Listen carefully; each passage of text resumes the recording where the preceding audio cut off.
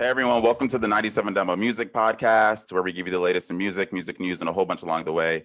Normally we start and we do like a really fun intro or chat or conversation, but I think this week, given current events, we wanted to take a moment to offer our condolences and sort of recognize the 6 or 8 victims who lost their lives in the shootings in Atlanta last week, 6 of which were Asian women. 3 of the people on this podcast this week are from Atlanta, so this just hit a little bit closer to home. And either way, it's just horrible news. And even though investigators are trying to figure out if this is a hate crime, it doesn't change the fact that 6 of these victims were Asian women, and they just went to work one day and someone killed them. And that's horrible. And it comes as Asian people across the country are having to also kind of go about and fare because of this sort of spike in violence they're seeing. So, on this podcast, we always talk about justice and how that intersects with music, but still, I think just to sort of set the scene for what we're doing, we want to recognize and just sort of remember the people who lost their lives this week. That being said, this week on the podcast, we're having a discussion that I think we wanted to have for a really long time that sort of sticks with that theme of recognizing women, especially women in music who often are overlooked or honestly have to face other barriers that some people don't have to. And given that it's International Women's Month, it just sort of came together really naturally that we got to finally put this episode together that we've been trying to do for such a long time. So we have 3 very, very special guests with us this week. We'll get to introductions in a second. But first, I'm one of your hosts, Nnamdi, joined by my good friend Noah McGee. What's up, guys? How you doing? Avery is not with us this week, but he will be with us again soon. He's with us in spirit, though. So as always, shout out Avery.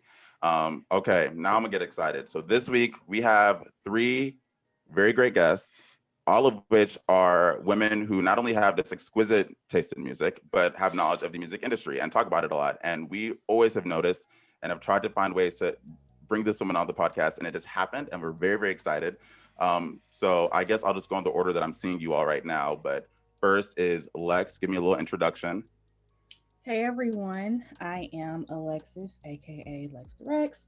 I run a music newsletter called The Lex Mix, where every Monday I'm giving you my top 6 picks of songs that I'm listening to that week. I've been in radio, I've been curating playlists for a long time, and I'm just really, really interested in how music works and evolves, specifically in the sample aspect. And I'm really, really excited to be here. Then we have my longtime Atlanta ride or die, Jasmyn. What's up, Nnamdi? Hey guys. So I'm introducing myself. Okay, so yes, my name's Jasmyn. I go by Baby Spider. Some people may know me as Arachnia. Baby Spider has this dual identity that I've kind of been working on. Both of those identities are DJs. I DJ a club DJ and I'm a tour DJ. I've DJed in I think 8 countries. I'm a budding producer. I'm also working as an A&R now, trying to get a little bag, get a little coin. And yeah, I'm really passionate about music, have worked in music professionally. And I'm excited to be here to talk about it with you guys. Yay. And finally, the wonderful Miss Lena Howard. Hello, everybody. Wow, this is great. You guys, both of these amazing ladies. I am a very big music enthusiast. I've always been for a long time. So on the way of finding ways to incorporate that, but I love being a great resource for my friends too, if they need some music inspiration and suggestions. I'm always the go-to person, which means a lot to me. So, we're here. So we are expecting fire music takes, good music taste, and I wish I had a third word that rhymed, but it's not coming to me. But With the T? Great. With the T? Yeah. With the T, but it's not coming to me. But okay, so this is our first ever Women in Music Roundtable discussion. I'm hoping we do this more often, but like I said in the open, we're just talking about the current state of the music industry and how women play a part into all that. So we normally do headlines every week. We're gonna all talk about them. This week we're doing headlines, but it's current events. Not all of them are as recent, but they're what came to mind for me. So to start, I'm gonna do the Grammys. Anyone who watched know, women sort of swept this year. They won all the big 4 categories, and then Beyoncé set a record 28th Grammy win for, I think she won Best R&B Performance for Black Parade. Mm-hmm. Who watched the Grammys? were you expecting these wins? What did anything feel like it was out of place, or did it all just feel like, okay, well, this makes sense. This is, these women deserve their coins. Oh, I should have probably said anyone, but let's see who unmutes first. Anybody can go. Who unmutes the fastest? Yeah, exactly.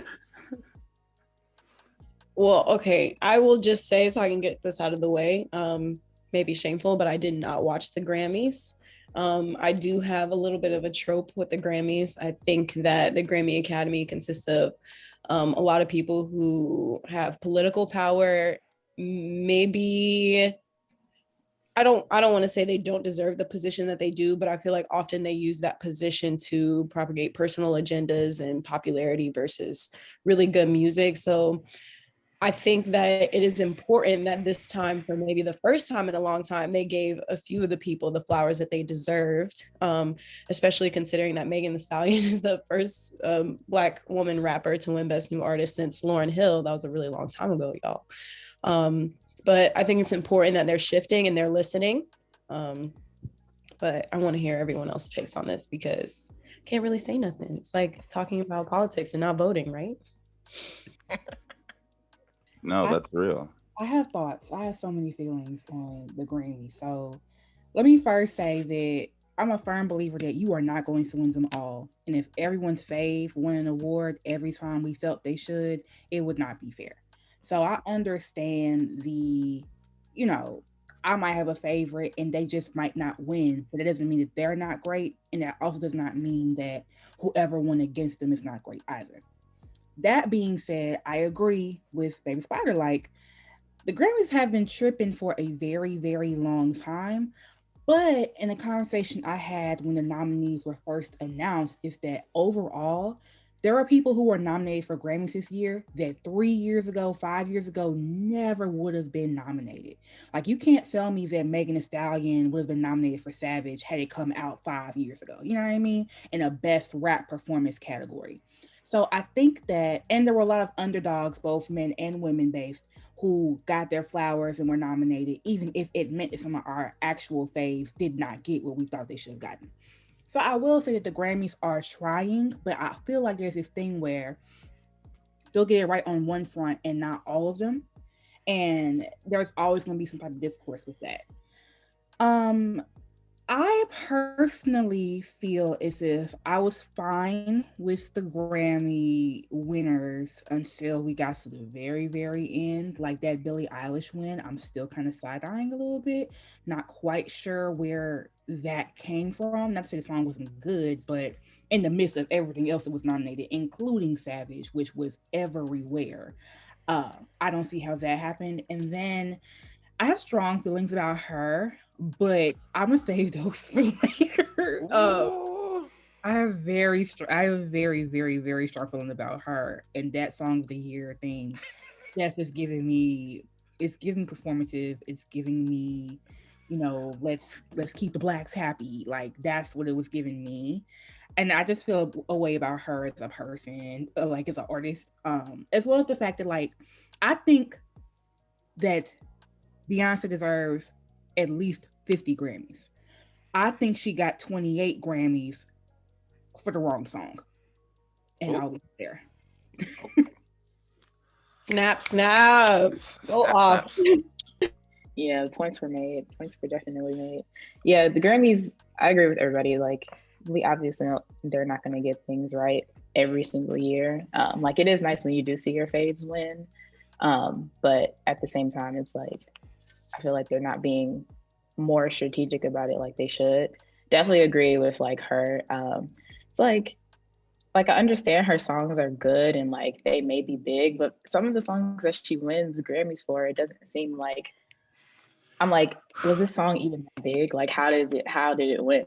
And like where did it come from? So who actually is for real listening to this? So it definitely screams rigged, but what are you gonna do? Happy that she's like definitely getting her shine and everything though. But yeah, Grammys are, the game is the game. They're gonna be, yeah, exactly. It's like you gotta get in where you fit in, I guess, at this point. And it's like, what can we do? Are we ever gonna change it? So they're like doing like the whole like committee thing or whatever, trying to get like more like opinions and stuff like that, but is that really make a difference? Maybe not. We'll see. So I'm trying to like bite my tongue because no one knows this. I am so many feelings about the Grammys. We actually had a whole hour-long episode last week. Listen, a good episode actually.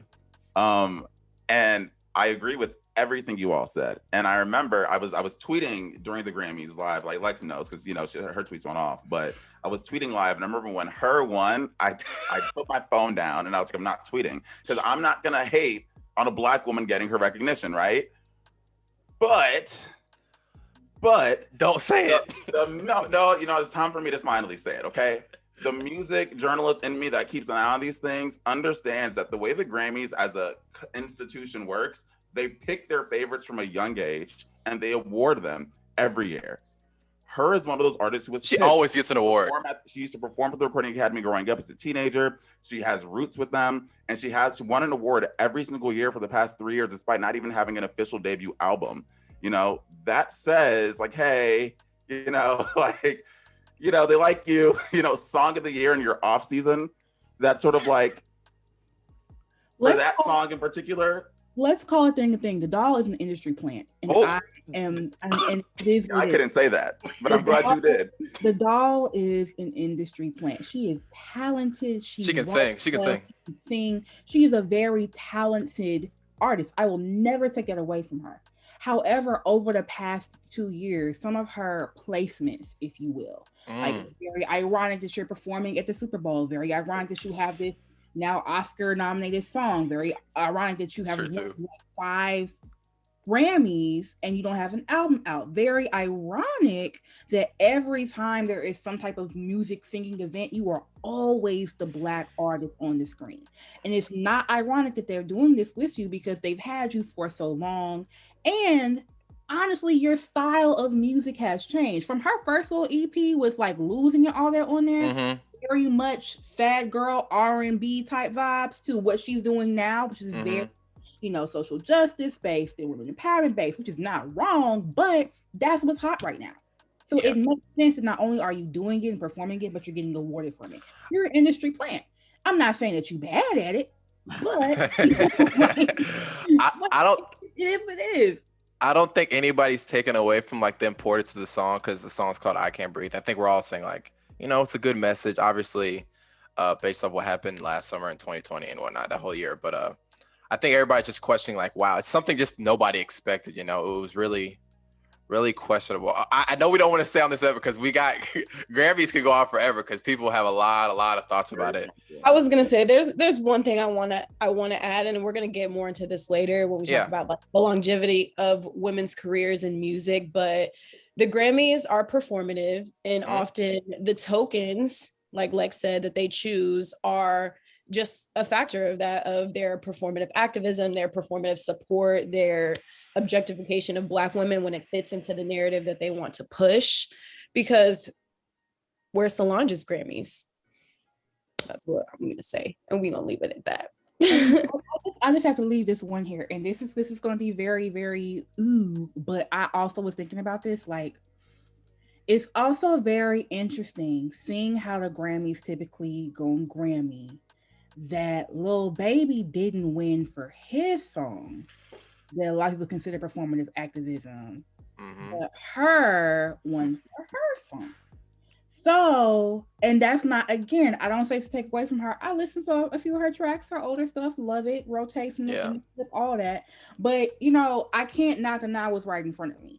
So for her winning for that particular category, and I forget who I was nominated in Song of the Year, but there was someone else I really did want to win.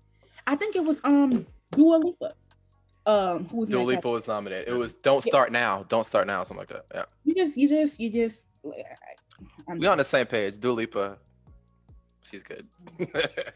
She's good. No, I'm glad we did this. I've been wanting to talk about it for a while. We may have to come back because clearly there's strong feelings with that. So keeping that in mind. I'm sure it'll come back around. But on the topic of the Grammys, our next headline is actually because of one of the performances of the Grammy. Cardi B and Megan Thee Stallion, of course, performed WAP, and that was what it was. And I think per usual, almost immediately, there was this pushback against like, oh, you're doing this and on this large stage in front of children. That's horrible. Like, and there was a specific commentator, I don't know this guy, but he's a conservative Black Twitter dude, and he kind of called her out and said, oh, like, you want to even play WAP in front of your daughter, but you're okay with doing this in front of all of our kids. And Cardi B responded, the Grammys are PG, that literally means parental guidance, which is a nice little, I kind of like that response. I like that too. About performance, I like that little, you control what your kids watch, not me. So I kind of wanted to, we're going to talk about performance expectations for women later, but I wanted to touch on thoughts on this performance, thoughts on the criticism, and this, what's your sort of take with that, and sort of a response to all of this. Not to mention Candace Owens with at her too. Oh yeah, I don't know if you guys knew Candace Owens. Yeah, the conservative Black queen, basically. So many thoughts, so many feelings. I'm sure the rest of the ladies agree with me. Like, first of all, a lot of the commentary about WAP, a song for women by women, is from men, which says a lot about this whole narrative. I also want to say, and I had to say to one of my male colleagues the other day, like, it's always time to raise kids when the rap girls talk about coochie. It is like all of a sudden it's time to talk about raising the kids and what our daughters looking at and things like that. Soon as the rap girls talk about their bodies and being empowered sexually and celebrating each other the way they want to, now we got to worry about everyone's kids. But it's never that way when men are talking about what they do sexually with these women. And it's also interesting how the same men who lust over Megan and Cardi and Nicki and Kim and all of the very empowered rap girls in the game are the same ones who all of a sudden don't want that around their daughters or don't want that in their families, when you're the same person who wants it when it's convenient for you. So this whole discussion about WAP, ever since the song was first previewed, is rooted in a whole bunch of other things like misogyny, double standards, like all this other stuff that just, we could go on all day about that as well. Yeah. I personally felt that, for me, it was great to see the Grammys allow a song that they know is a hit be a song that's a hit on their stage. Trevor Noah even gave like like, if you have kids in the room, you might want to tell them it's something else. And again, as Cardi B has consistently stated, she did not join the rap game to be anybody's role model. She joined the rap game because she is a rapper. It is, I don't have kids, so I can't speak to how hard that job is. But I would think it is the job of the parents to, put their current parental controls on, have hard discussions with their kids. This is not something that you want to be displayed, or keep it out of your house. Like, Cardi B is raising her child by not allowing her to listen to a song that she's not mentally, raised to understand the importance behind or the nuance behind. That's her job as a parent.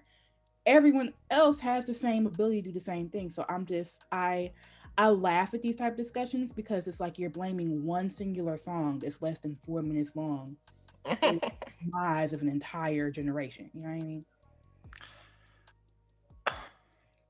It's Cardi B. I mean, people. Performance was dope. First of all, I really enjoyed the performance personally, but I totally agree with what you're saying. There's plenty of rap artists, Future, Young Thug, any rapper. Honestly, most male rappers now talk about having sex with women. Women's bodies and whatnot. So I agree with Cardi. I mean, the only thing is just gonna make the song more popular. I mean, the controversy is, Cardi's getting a bag off of this. So the more people talk about it, like the first thing, because when it first came out, it was a big controversy, and it just made the song more popular. So if y'all gonna keep coming at Cardi, I mean, she's gonna come back at y'all, but you're gonna keep getting a bag out of it. So I'm cool with it. Whatever. I think that's important to know is that the song has been getting controversy since it dropped. Exactly. Yeah. Yeah. I think this is one thing, like, this is really what everybody's mad about is, and this has like a historical context, but Black women were never given autonomy over their bodies. They could never pick and choose when they were going to be sexualized or not. They were going to be sexualized regardless. So the point in which you reclaim that by saying, oh yeah, this is the truth. This is what I'm gonna do. And you capitalize on that, it's a problem. So we know that, we understand the reverse psychology. And again, like you said, she's gonna get her back either way. I feel like I don't have criticisms for the song. I don't have criticisms for the performance. Maybe a lot of other things about Cardi B, but that's not what we're here to talk about today. So we know why y'all are mad, and it's okay. Y'all can stay mad. Yeah, and it's not like women haven't been doing this kind of talk in their songs for years. So just because she got it all out in the open, like, this is what it is, what's the difference? Like, They haven't listened to Lil' Kim. That's why. That's why. So this is true. The so girls were doing it in the soul song, so exactly. it's gonna keep happening. It doesn't matter. Just because it went over your head before, it doesn't mean it wasn't in the songs. It wasn't in the songs. Yeah. Hey, we remember "Rock the Boat," do we not? But Aaliyah is the angel. She's the angel of R&B. Okay. Okay. So next topic, I'm gonna run through these next two headlines with you all, so we can get to our discussion. But this, I feel like this had to come up somewhere, and I couldn't find a fit for it, so I was like, let's just address it head on. Why does Tory Lanez still have a career after shooting Megan Thee Stallion? That's pretty much what this is. This article is about their most recent court case where I guess Tory Lanez was trying to speak publicly. A judge ruled that he can't. A judge has said you are forbidden from speaking about this case, and his lawyer is saying, well, that's a double standard because how come Meg can? And I'm like, because Meg didn't shoot you. Like, what do you mean? Why can't? Like, how come Meg can talk about it? You know, I have been so against Tory Lanez since it started because not only did he do it and gaslight her the whole time, but he released an album marketing it off of like, here's my side of the story, to shooting a woman, to like shooting someone. And like Chris Brown just did a song with him. It's just the whole thing is just like, it's on so many levels, just disgusts me. And I want to get you all's take on that too. Lena, you shaking your head pretty hardly. What y'all think? Let's boiling. Yeah. Let's get into. Yeah, like it's just, I honestly, like, I don't be that person, but I mean, I've never been a Tory Lanez fan in general. Like, yes, he has a few good songs here and there. But his music's like, not that good once anyway. this happened, yeah, I was like, it's not that good for people to be defending him like they were when this happened. And I'm like, what is, so I mean, why does he still have a career? Because his fans are delusional. I mean, that's pretty much like then and there. And then like men that are, I mean, there's so many men that have been abusive to women, like, and they're still having their career. So I feel like they're not gonna like, quote unquote, cancel these artists because like people have been doing it for years and they're like, okay, well, that's not my problem. Still bring me the music. So I don't know, but it's messed up. Like, I will always stand on Meg and like just make sure that whoever is trying to, you know, fuck that up. We protect Meg. I don't know. Yeah. Period. I really think that this incident, while like we're gonna say his name and we're gonna call him out, Tory Lanez. Nobody likes your. I personally don't like your music. I don't know anyone who listens to you at all. Never have. This isn't an isolated incident, and his popularity, even in the midst of this situation, is a result of it's almost kind of like how I say when people are just like, oh my God, how did Donald Trump become president? It's like, because he actually represents the people. Like, he actually represents the way that a lot of people feel in secret. Yeah. And I think that when there's violence against Black women, people don't take it seriously. It's nothing new. It's not taken seriously. For example, it's like R. Kelly was able to do what he was doing for so long. And really, just to go here, would it have been the same if it were a bunch of little young white girls? Would have been treated the same? If T.I. was doing what he was doing to a bunch of young UGA students, a bunch of Emily's and Brittany's versus a bunch of Black women sex workers, would it really be the same? Yeah. No, because you guys, Black women fit into your narrative, especially now, they fit into your narrative. And when they don't, they're discarded. It's blatant. And anything said otherwise is performative. We love y'all. It's not that. It never was. And personally, my feelings aren't hurt. Obviously I stand with Megan, and I think that he has a career because that attitude is reflected in every facet of our society. Just like down to our personal interactions. Like it doesn't come as a surprise. Does that make it okay? Do I know how to go about this? No, but essentially people are making him popular regardless of what he does. If we were, for example, just in that previous article, it said the Grammy ratings have gone down. Well, that's because we don't like the Grammys. So if people didn't really, if men did not relate to Tory Lanez, if they didn't empathize with him in any way and the violence that he's continued to do, they wouldn't watch, they wouldn't care.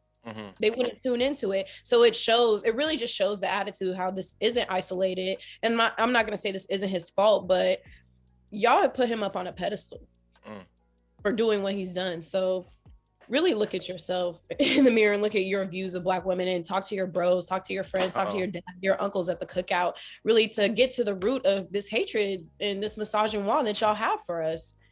That's it. I'm with that. I agree with everything that everyone has said. And I just also want to point out that the moment that it was confirmed that he shot her, JoJo took him off her song. Kehlani re-recorded whole tracks that a good song, to be honest. Recorded the whole thing so that he was off of it. All these women did everything they could to publicly, keyword publicly, dissing themselves from Tory Lanez and stand with Megan. T.I. got on live, kind of like trying to play devil's advocate. Oh my goodness. Chris Brown still has a song with him. Like all these other male artists, the homies, the bros, would not denounce Tory Lanez for his actions. And that in itself speaks to the bigger problem here that like you have an artist, a public artist who shot a woman, and all of his homeboys rode the fence. They didn't lean too far to Tory's side, just in case he did do it, but they certainly were not standing up for Megan. They certainly were not checking up on Megan. It's similar to, and it's also crazy how women are protected, kind of like what Baby Spider was saying. Women are protected based on their proximity to the homies. Same thing with Lauren London. Lauren London is not cared about because she is a woman. Lauren London is cared about by a lot of these rap people because she is Nipsey Hussle's girlfriend. Wow. And that stark difference there is the root of a whole lot of situations. Like that's the difference. And that's what irritates me. Like, this is a woman, this is a person, this is a human being. Regardless of how famous she is, regardless of how dope she is, how many fans she has, whatever, this is a woman who was shot by somebody like plain as day.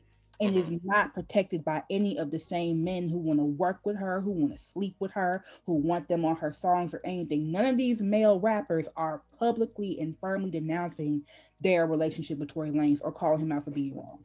As a matter of fact, a lot of these rappers are still making songs with him, still pressing play, still reposting his album covers or whatever.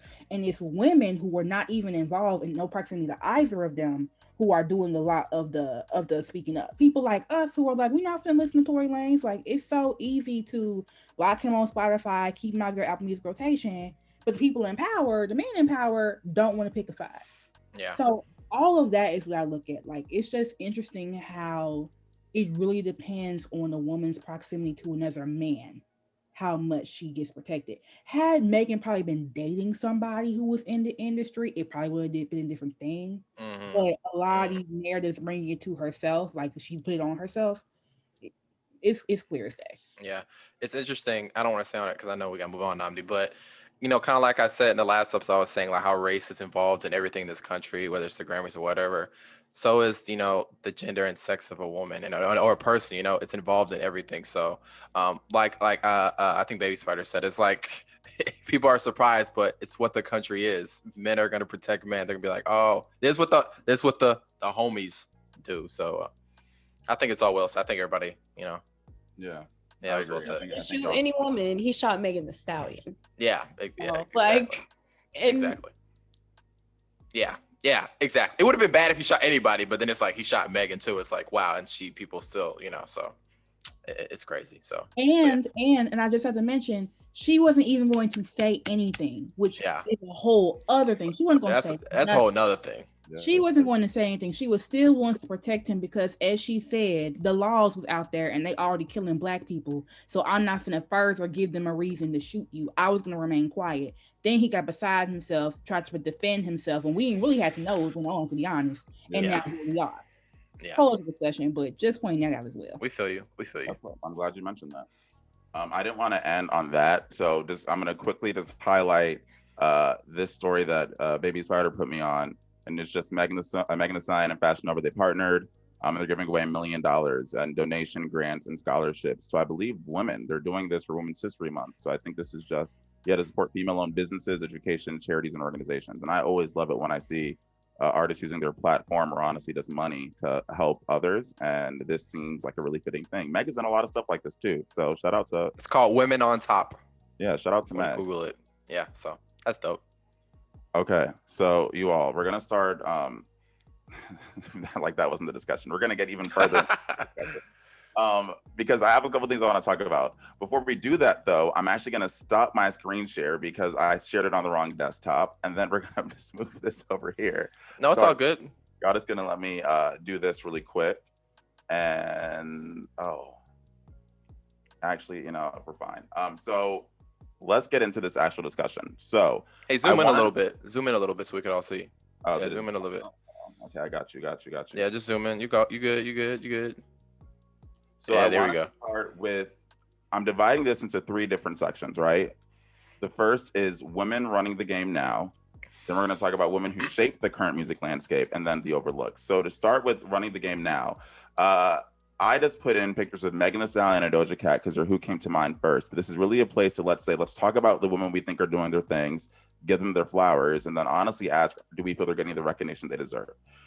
So we'll just start, I guess, and go down the line. Yeah, and this isn't just hold to rap. It can be any genre, any music, everything is go here. They don't have to be the most popular. It could just be who you think is killing it right now. So the bulk of this is giving women their flowers, and I want us to do that. Yeah. So that's really what this is. There's no rules or barriers. Anyone who comes to mind. So let's start with you. Who do you think is running the game right now? Chloe and Halle. Oh, Chloe. Nnamdi's heart dropped. I think Chloe and Halle are they're doing music on their own terms within their own growth. And it's really great to see how they're doing it and not making music for us, but making music for them and bringing us along for the ride. I really enjoy that.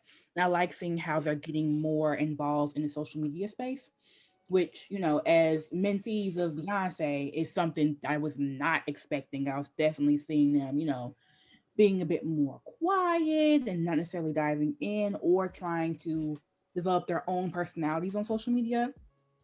So I really like that.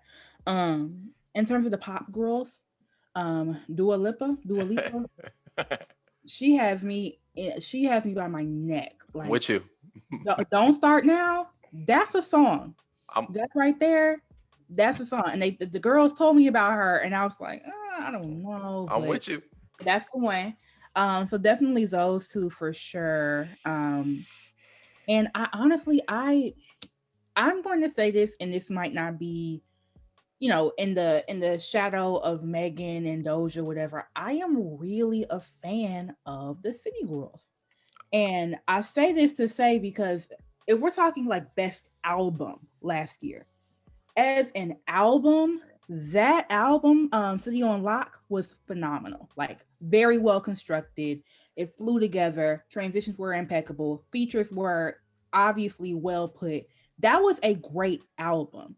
And people didn't give it what it needed because it leaked at first and the promotion rollout wasn't what they wanted to be. But that was a project. And I'm really, really proud of them for that. And I really can't wait to see what they do in this next era of them. But those are my current 3. And I'll probably think of some more as the conversation goes on. Well, let me ask you a quick follow-up then, specific to City Girls.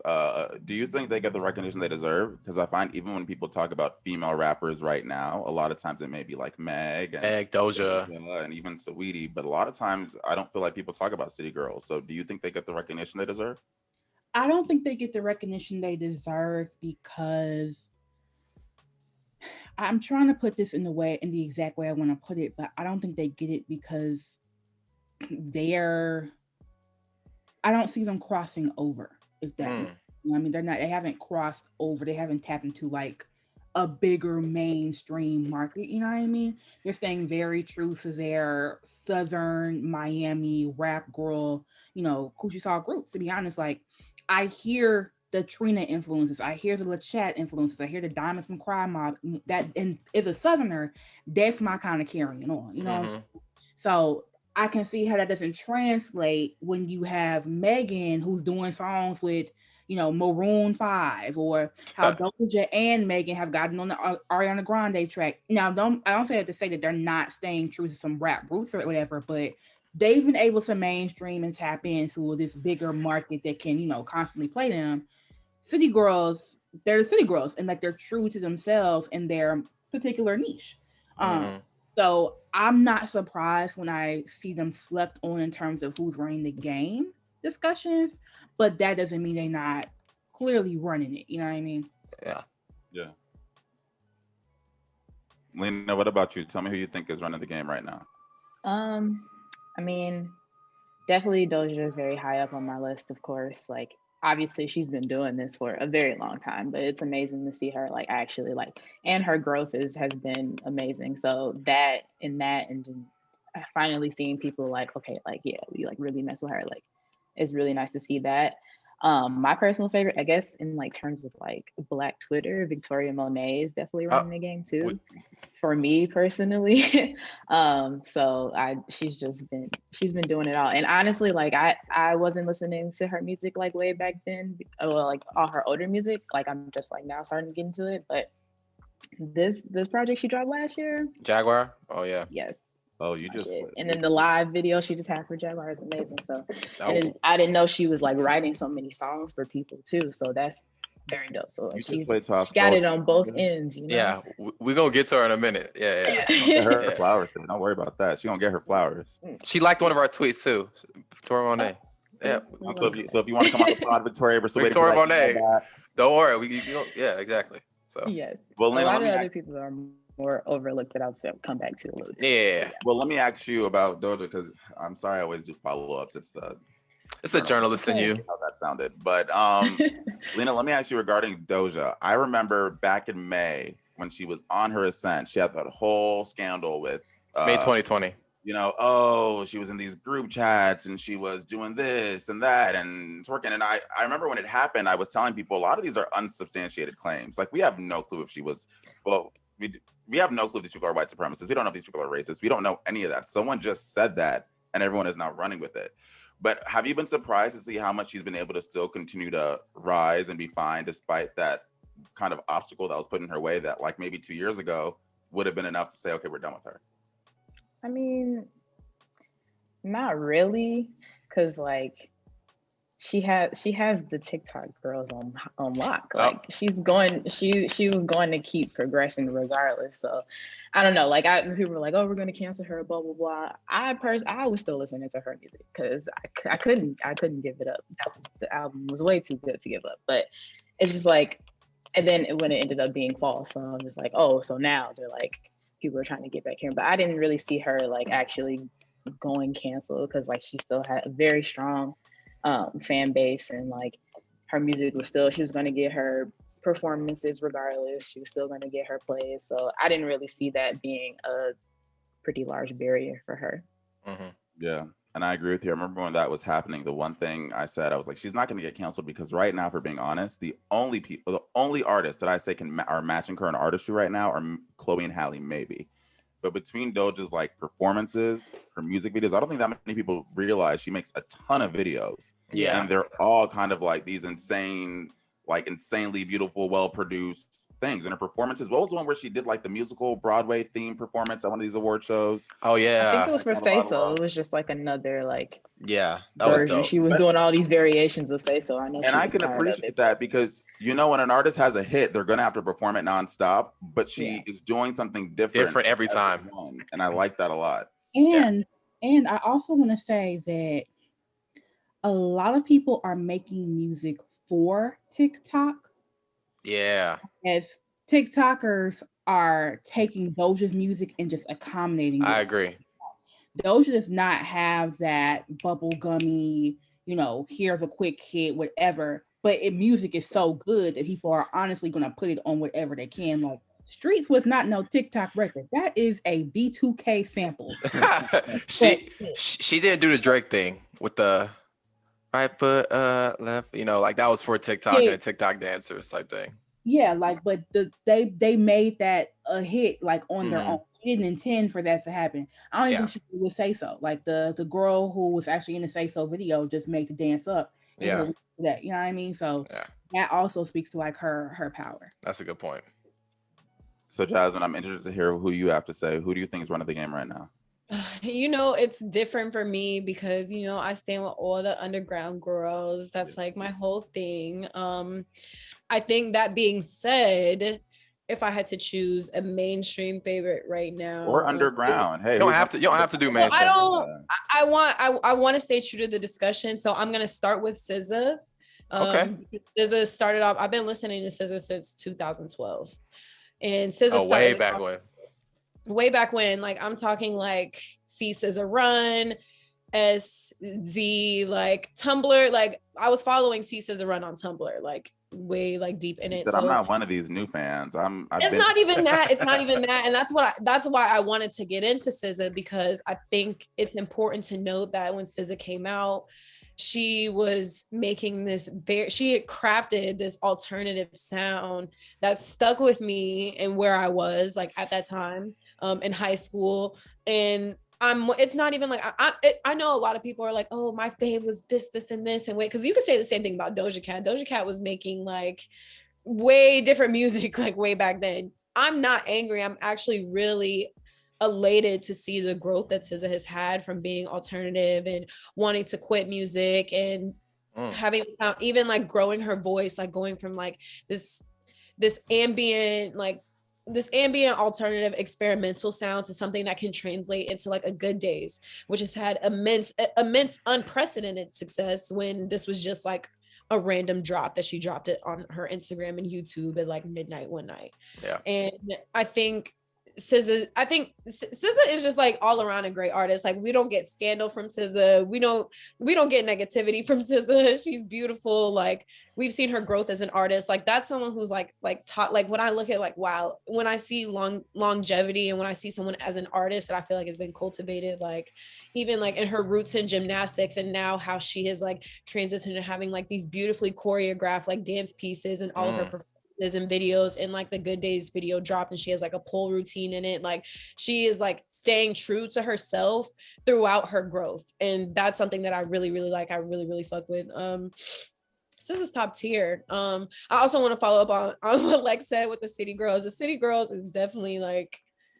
I'm in the car, I'm listening to City Girls. This is how I don't even want to say that's how I start my day, because I definitely start my day differently, but top tier, like in terms of like genuine style, flow, like lyrics, like their whole everything around them is just like, I love the City Girls. I don't want to like repeat all the things that you said. You got into it. You really hit it on the head, especially for all my Southerners. Like we know what it means to have the City Girls and have the City Girls pop in.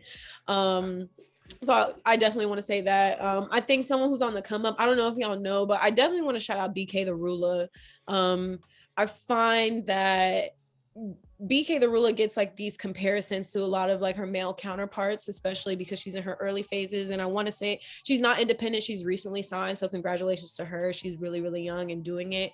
But I've known about her prior to her getting signed. And I think it's important because BK has this, and I'm not going to box her in, because I notice like that's how music critics like to, identify new artists, but she has like this androgynous, gritty, I don't want to say punk infused, because it's not fair to the punk scene to say that it's punk infused, but she has an alternative, androgynous, gritty style. And not to denounce like the women who are like, making coochie rap and who are sexy and sexualizing themselves, but that's something that she doesn't do. So I'm excited to see how that's going to influence a lot of other young artists, a lot of just young people who are listening to music, who are fans of rap music, and to see where she goes in that, just being like young, androgynous, and making music that's good all around without having to create an identity that fits the mainstream narrative to go with that music. So y'all should check her out if y'all don't listen to BK the Ruler. One of her biggest songs is Tweaking Together. That video was shot in Atlanta. She from Atlanta? She is. Her most recent project is called Nirvana. I actually she has a live show that we did that is streaming somewhere. I don't know, maybe YouTube, but definitely go check her out. We have to shout her out. And just some names that I want to shout out. We don't have to get into, but people who are on the come up. I want to shout out Hook. Also, I want to shout out Unique, Jersey Club Queen. She's a DJ, but she also produces music and she makes flips for clubs. So as a DJ, music that translates well into club is something that's really, really important for me. Unique definitely bridges that gap. She's bomb. Y'all should check her out. She has a Twitch show that she does every Thursday where she reviews dance music. Black dance music is on the come up. And yeah. Oh, one last person, Young Baby Tate, Atlanta native. Oh yeah. Not forget Young Baby Tate. Her most recent project, definitely next level, top tier production. You already know what's up. Yeah, we want to shout out Young Baby Tate too. These are people to watch though. I know like they're getting into their careers, they're getting their footing, but I'm always for like the up and coming. So just want to like give them their. And I think that's a really good segue. I'm gonna kind of jump out of the order we were gonna do this, so that's a really good segue in my opinion to like who's being overlooked, like who are the women who are working really hard that maybe deserve flowers, and you sort of gave us a whole list. And I guess I want to hear that from Lena and Lex too, who else do you feel are being overlooked? And I'm so happy, Lena, real quick, that you said Victoria Monet, because that's always like our star example because of not only she makes fantastic music, Jaguar was on my list of best albums last year. Her pen game is insane, and no one knows that. Like Ariana Grande's best songs written by Victoria Monet, and I'm not sure a lot of people know that. So I think her ability to write pop, R&B, and it's way more than Ariana Grande. I just, unfortunately, they're not coming to me, but she's always on my list of someone who, even if she's getting her flowers, deserves like another bouquet. Well, because she's just not getting enough love. Yeah, I totally agree with you on that. But kind of going back, we've been talking about City Girls a lot. We've been gassing up a lot.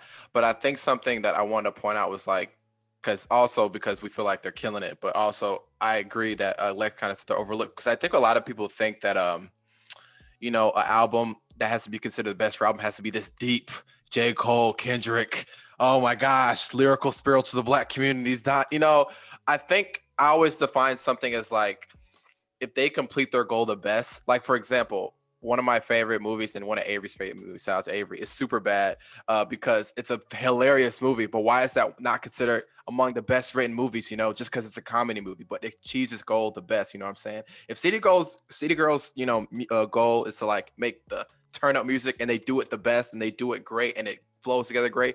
Why can't that be considered the best album? I remember one year, I forgot Complex to the list, and the Ray Shroomer was like the number one album. It wasn't like my personal, it was like, yeah, we consider it number one because they had the album that achieved their goal the best. Their goal is to turn up. It was great party music, and it did that. Why can't City Girls do that too? And them get, the flowers, like this is one of the best rap albums, So in terms of them being overlooked, I think that's something that also we got to consider, because not every album is lyrical, spiritual stuff, Retweet. Yeah. So Lex, Lena, tell me, who do y'all think is overlooked right now and who deserves their flowers? I don't think she's overlooked. I was gonna say, I guess I should have put her up with the other category. Kehlani and Flo Milli. I think they're starting to get there, like more and more recognition. Kehlani's definitely got like her recognition and everything, but definitely Flo Milli. In terms of like, well, this is like my own personal favorites that I feel like are coming up as well. I really am obsessed with the singer named Cleo Sol. Love her a lot. Yes. Very obsessed with her. I think she does deserve her flowers. Yes, she's from the UK. And we all know the UK singers are definitely blow up in America, so it's really dope to see. But yeah, she's definitely one of my faves that I am looking forward to seeing her get more shine. Who else? Joyce Rice, she just dropped her album. She's amazing. Yeah. Who else? I gotta think of more. Don't struggle. You can get back. You don't gotta. Yeah, exactly. There's no pressure. No pressure. Here, flipping through some of my Lex Mix 16, like who are the girls who I have loved and feel like they don't get to shine enough. First of all, Flo Milli Supremacy, yes. Everybody loves Flo Milli. I subscribe to that. I think she does it very, very well. Nao, my girl, she's good. She's good, like singing wise, songwriting wise, like the way she can bridge a song together. I love that. I'm a big fan of, gosh, who else? Because I feel like we've named a lot of people. I'm gonna say that she's not overlooked, but these are girls who I think are not overlooked but don't get their flowers, and that would be, Ari Lennox, Okay. Sullivan, um, who else was I just about to say? Um, Janae Aiko, I want to point out just really, really quickly because she was nominated for Album of the Year. Yeah, a lot of people didn't know that. And seeing her growth overall, like, she makes sad girl bops. And to see sad girl bops, like sad girl incense bops, be nominated at the Grammys for Album of the Year, I really think is something that we should be celebrating more, because I never would have picked that out in like a long time, especially because she was kind of overlooked in the smaller categories. Yeah. Placed here, I think that was really, really dope. Yeah, she wasn't nominated in a lot of other categories. She wasn't, which I thought was interesting. We'll put that the other way around, but I want to highlight that. And I'll come back to another person who I want to give their flowers for a different reason outside of their music, but we'll pump the brakes on that. Okay. And the last thing we're gonna do here, kind of quickly, but I just like talking about who shaped the current landscape, who's the reason we have music the way we do. And this doesn't have to be super long, but maybe just name who you think has done it and who have they inspired. And this isn't a shot. I want to make that clear. A lot of people feel like when you say like, oh, so and so's totally inspired by so and so, that means you're somehow degrading or demeaning. And it's not. It's just like this person helped kind of create a lane, and they should be recognized for that. So of course I put Beyonce because she's inspired a lot of people. Then I put Janet Jackson because I think Janet Jackson inspired Beyonce. So like that's just a perfect example of what I would think that looks like. Yeah. But in you all's eyes, who are some of the people that are the reason we have music the way we do? There's two people that I want to mention that are like on two opposite sides of the spectrum. The first person I want to say is Abra, and that reason being is because Abra came in, made this lane for alternative dance music, Black dance music that's reminiscent of like disco, house, and which are music genres that Black people seem to reject, but are historically Black. We can get into the history of that at another date. But I noticed that she came in, made this lane, and no shade to her, but she's been quiet. And I see a few people who have tried to come in and like replicate that vibe and that same sound. And it, to me, just points at like, wow, there really is a lane for Black girls to come in and do this and to do like dance charts and, to chart on dance music. It's really important to me. And I don't feel like she gets the recognition she deserves either, because I do feel like she's inspired a lot of people. I'm not going to say, because I don't want to start no arguments, but Abra for sure. And then I want to say Rihanna for obvious reasons, and not just for the music reasons. Obviously, Rihanna is somebody who has had longevity in her career through her genuine, natural way of being able to reinvent herself and stay relevant in ways outside of her music. So like, she has made way for women in music to come in and make themselves moguls, like actually expand and not just say, yeah, I'm just going to be this R&B artist, or I'm just going to be this artist, or I'm just going to do this. No, I'm going to make music. I'm going to have clothes. I'm going to have perfume. I'm going to have beauty. She just trademarked Fenty hair, y'all. We're excited for that. But Rihanna, like, let's not get it twisted. She's technically in like music terms is just as accomplished as like Michael Jackson. She's like tied with Michael Jackson for the most number ones. Like, we could really get into it. I have those stats on deck if you want to pull them out. Yeah, I mean, we can. Like, we really Nnamdi always got them on deck, the stats. Rihanna's a queen for a lot of reasons, like not just in music, but I think that she's been able to pave lanes in fashion and beauty that even the icons, or the supposed icons, were not able to do. So shout out to her. I'm gonna leave it at that. Before we go on, I just want to say, when it comes to Rihanna, and I'm just gonna throw this in there, not only does I believe she have the record for most number ones among a female act at like 15 or something insane like that, but also if you look at her total sales, Rihanna is no longer in the same category as like current acts or even people who we may associate with some of the best of our time. Yeah.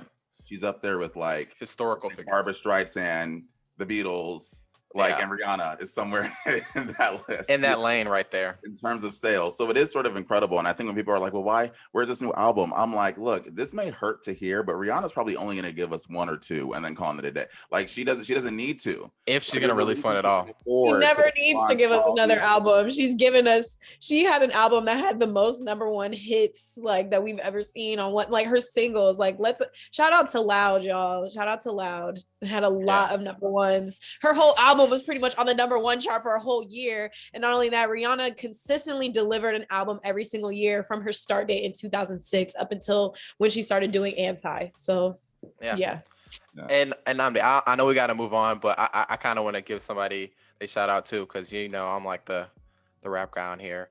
I want to say, and she's not like the most known, but MC Lyte, she's like one of the first female rappers like to have a album. I think she was like actually the first. So I think, we always talk about obviously Nicki Minaj and Lil Kim. They're always important in terms of the style of, rappers today. But I think MC Lyte's important because she can actually spit. And, I think we always forget about, and we're going to get into this in terms of like, sexuality with artists and whatnot, but like the rhapsodies and whatnot and stuff like that. Women who, just talk about everything, and obviously they don't have to talk about their body, but, Rhapsody and, some of my other underground artists that I want to get into, she inspired them too also. So I think that's important to point out. Thank you for the mention. And I don't think Lex, Lena, I definitely want to hear from y'all too. Okay. So for sure, I want to give my flowers to the shape the current landscape to Mary J. Blige. Okay. People used to get on Mary J. for making sad girl soulful hits, and now look at what the Summer Walkers are doing. Look at what Janae Go is doing. These girls are sad. Mary J. had been through and would put it on a track, and people was like, "Why Mary ain't never got no happy song?" But look at her. Look at what the girls are doing. They're really being vulnerable and true in their music. And someone had the audacity to say that Mary J. Blige had very remedial lyrics. Oh my goodness. That's where I draw the line, because when you really have gone through something, you can convey that on a track. You don't need a whole bunch of metaphors and poetry, whatever. You can really just say what it is. And I really think she was amazing at that. And that's also a knock at people who wrote for her, because that she's worked with some of the best in terms of songwriting and producing. Mm-hmm. Let's start there. Of course, Melissa Elliott. Let's really get into it, because the girls were not as creative in the music videos. They were not A&Ring tracks. They were not songwriting and producing the way that Missy Elliott was producing for herself and everyone else around her. Everyone wants a Beyonce feature. She has 3 of them. Let's be very, very clear. And the way that has what I love about Missy Elliott is that she was always a girl's girl. She for the women in music, and I think that I love how Megan Thee Stallion and City Girls can hang out with each other and be on tracks, not be in competition. Doja Cat can come around in a circle and be on a track with the City Girls, or big up Flo Milli, or Flo Milli and Young Baby Tate can be together. Cash Doll and Drizzy, they all of them can be together, love each other, and be in the comments gassing each other up, and it be love. And I think of how Missy was always trying to put the girls on, put the girls together, get on a track, appear in a video, whatever she could do. I love that. And I want to highlight LaChat from Memphis. Let's be very, very clear. When you hear stilettos, rep your city then. When you hear diamonds, stilettos, pumps in the club, her whole flow on that is LaChat. Do you hear me? A lot of the girls are thinking they trying to rap like Crime Mob. No, they're trying to rap like LaChat. That is her. The LaChats of the world, the Trinas, the Kia, all of that. The Southern rap girls are the reason why we have the City Girls, are the reason why you've got Saweetie sampling a whole lot of Southern rap tracks. It's them. And I say Saweetie because I want to circle back to the overlooked who deserve their flowers. Say what you want about the girl's music, but what she is doing in terms of marketing, in terms of the footprint, in terms of social media, the other girls aren't quite doing it like her. And that's just a fact. She has a communications degree from USC, one of the best schools in the nation. True. And she's using it in her promotion status, becoming a socialite, if you will. You're doing 15-minute videos for Best Friend with Paris Hilton. Yeah. Those types of concepts and stuff, you're not really seeing be as genuine and on brand. What she does with her Birkin bags, like, come on, like that type of stuff. Being able to build a brand, I think, is a very important piece of the puzzle in being an artist. And Saweetie is doing that very, very well, and she deserves flowers for that. Dope. I'm with you. Wow. Everything. All of that was great.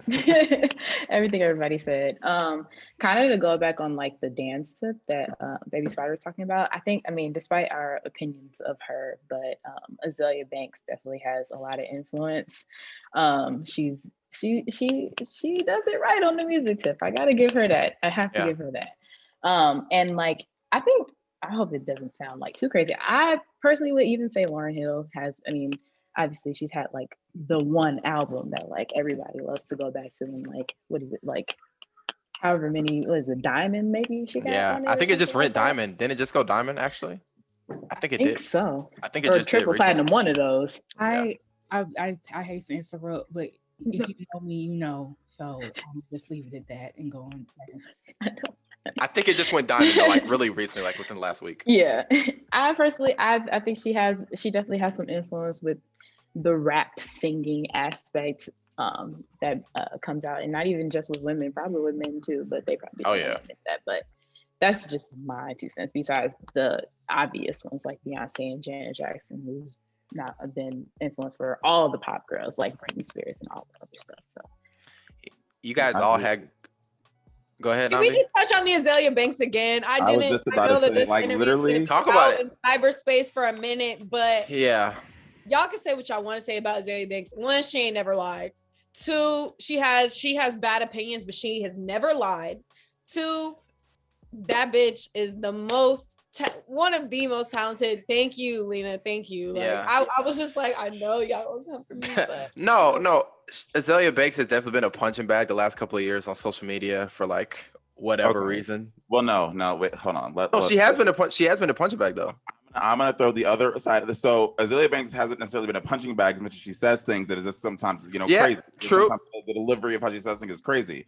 With that in mind, though, I will still say I have always felt that if Azalea Banks could have managed, if her communication team could have managed to just help that, get that together, she would have been big. Like I am actually. I think Azalea Banks had the potential. You're that talented. It don't really. She said, "I don't need a communication." And that's what. And hey, maybe she could say.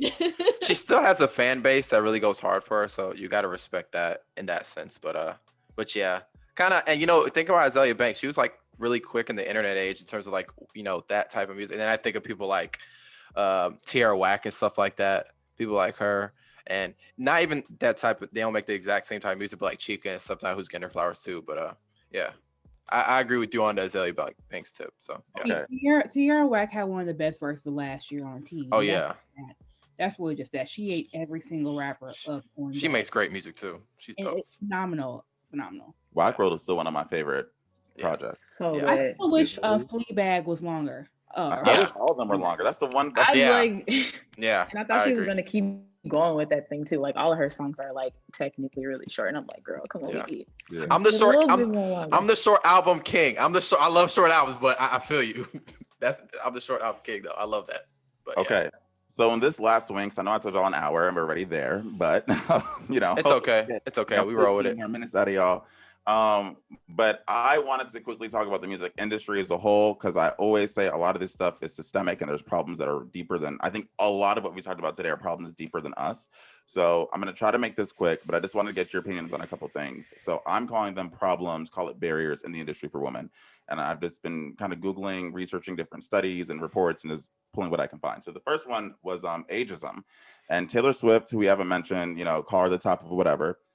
She had a really good quote, apparently, in her documentary thing she did with Netflix, where she said, "We exist in a society where women in entertainment are discarded in an elephant graveyard by the time they're 35. Male music icons like Paul McCartney, Bruce Springsteen, David Bowie, all white men, whatever, but they've released successful albums past 60. Sexism and ageism in the music industry favor men and prevent them from needing to demonstrate artistic growth in order to be successful." And with that in mind, I want your opinion, because it's sort of like I struggle to think about any female act who's over the age of 35 that's been able to still hit the peaks they were before, with the exception of like maybe Beyonce. Yeah. And even that, think about how much Beyonce has had to work in order to be able to even like do that, you know? Yeah. I was gonna say, like, there's a big artist like Beyonce, and people are like, oh, but Beyonce and, you know, other people. I was like, yeah, I got you, but there's definitely way more old men who are making music still. Paul McCartney just came out with an album. So Kanye West is 40. Jay-Z is pushing 50. Jay-Z's 50. He's 50 rap. now. Exactly. So I mean, you know, so it's not just, but I wanted to get y'all's opinion on this. Do you think there is sort of like a clock for women to be successful? I mean, this is a good question, but it's difficult to answer because you've got women who are like Toni Braxton, who are still dropping an album every 2 weeks. Now, is it going to be on the top like Billboard 100? Maybe not, but what's the chart called, like adult R&B or whatever, like still knocking it, you know what I mean? Lettucey, you know what I'm saying? I believe she's over 35. She's still knocking them albums out. Them albums are still good. She just won a Grammy for Anything for You. So it depends. Like, I can see where Taylor is coming from in terms of like mainstream success. You might not get that, but I still think you can be successful. As successful as men, probably not. But I'm also considering the fact that Lucky Day is also knocking on 35. And he just started blowing up. You know what I mean? I didn't know he was that old. Yeah, he's like 30, 33 or something crazy like that. He's knocking I'm not sure that could happen to a woman. Do you think a female artist could just blow up at 35? Yeah. Yes. I do. Yeah, that's definitely possible. I think it's Have you seen that? Yeah. Yes. I mean, well, Taylor might be being a pick-me ass bitch in this situation, unfortunately, because, and like to piggyback off of what Lex said, like when you're an artist, you understand that. I mean, maybe in like the new days where it's like, you know, everything's so instantaneous and they expect you to be an artist and pop out hits and do everything so quickly. Maybe that's the expectation, but we have Erykah Badu's, we like, you know what I'm saying? We have girls who are still like doing it. And I think the thing about being a woman in this industry is understanding that is a barrier. That's not even just in music, that's in all careers. Yeah. And you kind of, it might be unfortunate, but it's bred so much creativity and the way that women brand themselves and remain relevant and do things outside of music, the older that they get, that are still important and still relevant. Like Khalees, for example. Khalees has a whole farm, she's cooking, she has a cooking channel, she has cookbooks, she's a brand. Like they're like, I feel like women are doing the work just past their identity as like musicians, you know what I'm saying? Like Candy's still writing songs, Missy Elliott has, she's still doing music songs. Like, true. I think the success just looks like picking back off what Baby Star was saying, it just looks different than what an artist who is starting out would look like. They're not going to be all over, that's fair, you know, YouTube and social media. They're just going to be dropping their hits. Like Brittany Howard is 32. Yeah. And the dog performs and she sings and she's still getting her flowers, like slowly getting her recognition. But I think she won a Grammy this year too, I believe. Yeah, I think she did. Yeah. Like she's getting what she deserves. Angie Stone was very much in her 30s when she dropped Wish I Never Met You and all of her hits. You know what I'm saying? Yeah. Like, it just depends. Like, can they be successful? I agree with that. Sure. Will they be as successful as the younger kids coming up who have to do a whole lot more work to get their name out? Likely not. But it depends how you define success. I'm sure Taylor wants to define her success the same way Paul McCartney, Bruce Springsteen, and David Bowie are. But that, I don't want to say it's a personal problem, but that's a personal problem. I get you. Everybody can define success in a different way. And I've said that before, like, just because, like, I don't know, the most undergroundest whatever artist is not selling a million records doesn't mean they're not successful. So I definitely agree with different women. It's not always because they're selling it. They're not like they were like Toni Braxton, for example. She was killing it when she was younger. Yeah, and we should move on because I have strong feelings about Miss Taylor Swift anyway. Okay, yeah, I know. That statement was get some range, Miss Swift. Get some range. Right. It was a wee ignorant, you know.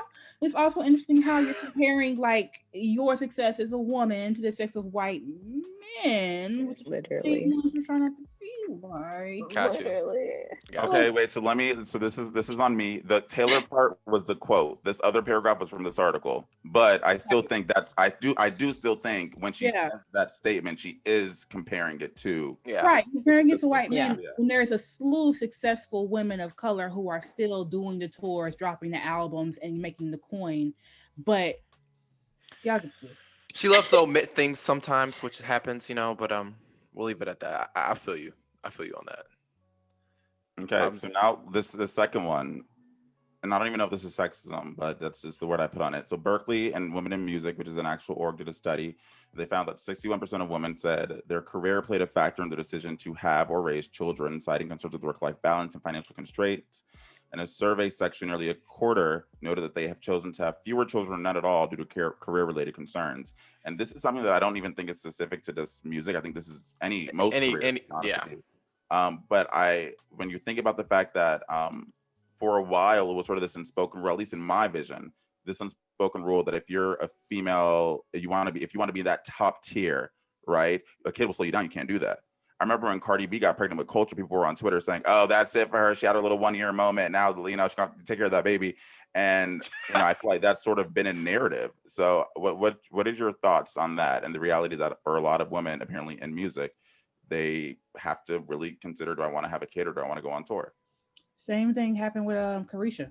Carisha had her baby, got pregnant while JT was, handling her business and her doing her thing. Yeah, doing her thing. People were like, "Oh, it's over for the city girls. You never gonna have it." Da, da, da, da.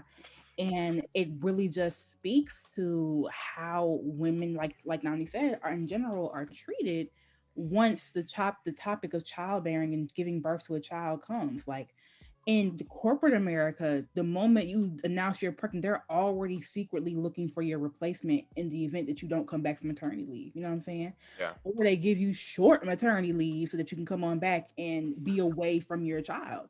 And it really does suck that all over people are having to choose between starting and raising or even tending to their family for, their career. I don't know. And as me not being a mother, I can't speak to how difficult that can be, but it's annoying as someone who is coming up in my chosen industry that I might have to perfectly plan when I have a child, if I have a child, not because of my personal desires, but because of the needs and the what I'm subjected to because of my career. Yeah. Go ahead, Lena. Sorry. Yeah, I was just saying I agree. It kind of just goes back to this whole idea of people thinking that women are so disposable too. And it's just, oh, you got a kid? Okay. We'll move on to the next person that actually has time to do this or can handle this and stuff like that. And not realizing that sometimes they just need help and nobody is willing to help women when they're in need and need to get back to their careers or have the ability to do both and stuff like that. So definitely agree. The industry just reflects the country. That's every industry. It just reflects. Lauryn Hill, y'all. We remember To Zion. Yeah, exactly. It just reflects the energy. Everything that's going on in the music industry are problems that are going on in the real world, and that's just another one of them. So it comes with the. So this next one, I feel was kind of a surprise to me, Jasmyn. I wanted to get your take on it, especially because you're starting to get into producing a lot. But of course, hear from all of you. I feel like, especially as of recent, I've at least been under the illusion that, wow, a lot more women have been coming up and, shining in music. That's at least, from the forefront, at least it feels that way. But there was a study, I believe from 2019, and it was women only make up 21.7% of artists, 12% of songwriters, and 2% of producers. And there was this interesting quote from a doctor who studies this and was behind the study. She said, "What the experiences of women reveals that the biggest barrier they face is the way the music industry thinks about women." And it even goes deeper. 40% say their colleagues dismiss or discount their work or skills. Another 40% said they've experienced stereotyping and sexualization. And a third said the music industry is male dominated. There was another stat here where it's a quarter said they're often the only woman in a recording studio. So it's it's deeper. Does that shock you? And I guess how do we fix that? What's your take on that? I'm gonna try and make this quick because I know you guys have time, but or don't have time. But I would say that it's probably larger than 40% for sure. In my experience in DJing and producing, there is often this attitude and this narrative that there has to be a token girl, which I think plays from the inside out. It's like there has to be, it's like a lot of people, especially when I'm working, people are content with having like, okay, well, we got a girl DJ on, so it's fine. Or, okay, we have this one girl on here, so it's fine. It's great. Or, oh, we can put on a show once a year that highlights women in March and it's fine. We've done our part. That's not the case. I'm dismissed a lot of time by my male peers, when I express like, oh, this is what I'm doing, or, could I have a plugin, or could I have access to this software? Could I have this? Often translates into me doing my own, or the people who have uplifted me, the only people who have uplifted me in my journey in this have been women, and mostly Black women. I think the way that we combat this, and it starts with eliminating this tokenism, this token Black girl thing, because it just perpetuates, again, like we talked about, this competition that women feel like they have to have. Is like, well, if you get in a room and you're a woman, you have to be like X, Y, and Z. Like I remember one of my friends in this Clubhouse chat was talking about how there's a woman I won't name who said that, you women can't be feminists to work in this industry because things are going to happen to you and you need to suck that up, and you need to. No, we're not internalizing the misogyny that we felt and then continue to perpetuate that by being proud to be the token woman in the room and taking that type of abuse. No, we're going to stop there. I'm not going to say that women don't do this, but women who do have access have to use that access to put other women in positions of power. And I talked about this briefly with Nnamdi, how even like we love the City Girls and we love Act Up, but their whole camp is men. The person that wrote that song is a man. It's a man. So we have to start in this, not also being performative in the ways that we uplift women and, oh, we got a bop, so okay, no, well, we want a bop that's written, produced, engineered, and performed by women. I don't think that's asking for too much. And also the men that have access and who have studios and who have, because like there's a huge wage gap. So also as I'm getting into this, I'm realizing like, wow, the equipment that I need, the software that I need, these things that I need to get going cost this amount. But even when I show up to perform, or when I show up as a DJ, not only do I show up with this equipment that costs this amount, but I show up and I have to give a performance. So my hair has to be done. My nails I have to come with makeup. I have to come with costume. So we need to find a way to bridge that. You need to pay me more, and I still need to have access to this. I need the same tools. I need the same exact things. Mm-hmm. So the people who are in power, who have access, they need to use it to not just give women performative props and flowers, but to really say, no, we are actually going to do this from the inside out by paying women and by including them in not just front facing positions where they can be objectified, but actually where they can do the work that they're qualified to do. Mm-hmm. So, yeah. I know that's right. Preach. I like that. Can we go to Lena first? I'm going to look up something really quickly before I make my. Sure. Oh yeah, do what you gotta do. What are your thoughts? I don't know. I feel like Baby Spider said it all. Like, but like literally, like there isn't like it's not like I don't want to say like it's not that complicated. Like it should just be like a known thing or like a normal thing for women to, because like we know there's more than this 12.3% and 2.1. There's far more women than that can write better songs than men, and all of these producers, like I know so many great women producers right now, but they're not getting their flowers just because of this whole gender equality thing. Like it's just not, but it shouldn't be like this. Like it shouldn't be this hard. Like you should just be recognizing them for their talent, not just because, not the fact that they're a woman, you're like, oh no, like you're not, it's not actually not that good, but it'd be the same thing from a man, and you'll give him his flowers for that type of thing. I don't know. Yeah. I want to say something really quickly, just because I feel like there's also another thing where like men feel like they have to be gatekeepers, and yeah. I've done this before with like anything. I'm like a big sports guy, anime guy, and all this other stuff. And when women want to get in something, he's like, well, do you know this, and this? like, you know, they feel like they're the people that have the right to decide who wants to enjoy it and who wants to get into it and who doesn't. So I think that's another thing that has to be pointed out, especially in music. It's like, well, do you know this? Do you know this? It's like, well, I'm here. I'm doing it. So, you know, that's something that also has to go into it. Go ahead, Lex. I think you had something to say. Yeah, I agree with what everyone else has been saying, and I want to go back to Baby Spider's point about how "Act Up," which was City Girls' like biggest hit so far, was written by a man. Their entire camp is men, which kind of goes back to what we were talking about earlier about WAP, how they are making the same kind of music that is now being shunned by men. But their entire brand is being pushed out by Coach and quality control now. So that, for one thing, is very, very interesting. For two, I agree, because when I look through my entire music library, it's majority men. Yeah. Like, and I don't know, you know, I don't know.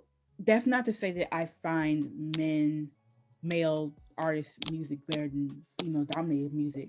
But I think that I agree. Like, I'm so consumed with male dominated music, male dominated producers and engineers that, of course, it's going to fill my library.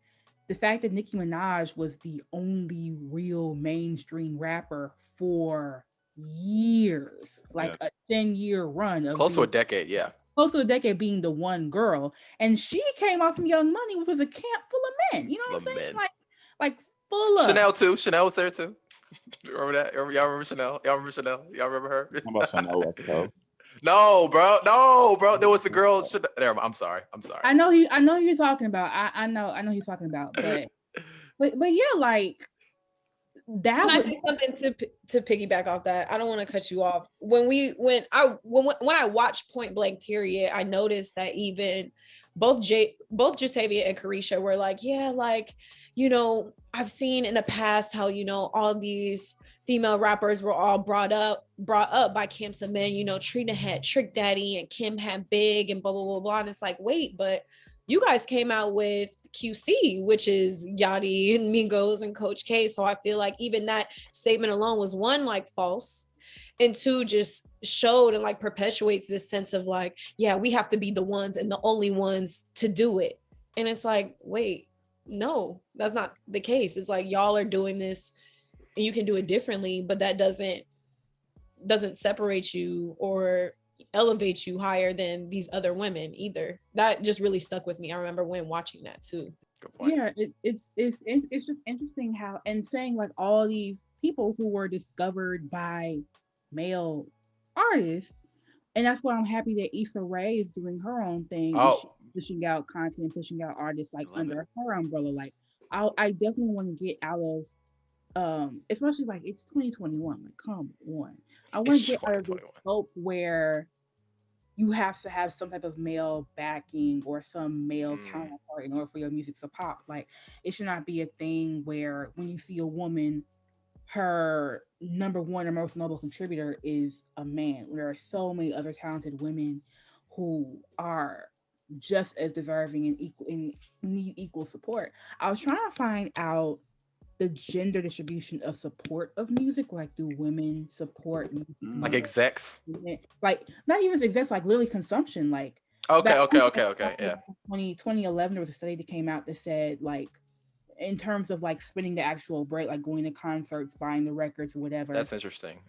Women support music more than men in terms of revenue for concerts and funding and things like that, which I found very interesting. That is interesting. And I was like, okay, is that related to how they push out male artists, or does that not have a factor? You know what I mean? I couldn't find the actual whatever, but I was curious on that. Like, is that why they're doing this, or that's what? That's interesting. That's interesting to say that. Yeah. But I will say, I wish there were more access programs specifically for women to get into these spaces, to learn how to use the tools and network in these spaces. They can stay there and get just as famous as men. I want a female Timbaland, a female Pharrell of Neptune. Like, I want that in the next 5 to 10 years. We don't have that. We don't have it. All these producers, even talking about producers, we don't have like that one, woman who's like, oh, Women he's make one of up the best producers. 2% of producers. Y'all saw Yeah. this, like that blew my mind. But it was like, well, wow, yeah, that makes sense. If the only big producer we can honestly name is Missy Elliott, most of the time, it's like, yeah, and that's the thing. I just think of her as an artist. I can't think of it's unfortunate, but I can't think of a woman who's a producer who's like. But that's the thing. There are. And there's art. That's the thing. We don't know. We don't know. We could even say Sophie, and I think it's unfortunate that a lot of people don't even know about Sophie until she was dead. But like that in its own, like Sophie created this whole new genre of pop that we have, like this hyper pop, this experimental mainstream music. Like there are women who produce their own music. Like I talked about Abra has produced her own music, and she's produced music for other people as well. Like, and I know we're gonna get into shouting out like a project that we like, but I'm definitely shouting out a woman produced and performed and written projects. So we need to get into this mindset too about thinking about these things from the inside out, because that also is what controls the narrative. Is like when we have labels who are run by men, and so they allow people like Tory Lanez to still remain, pushed and still, allowed to put out music and make these, like the people who are decision making ultimately are men. It's like modern day slavery. It's kind of weird to me.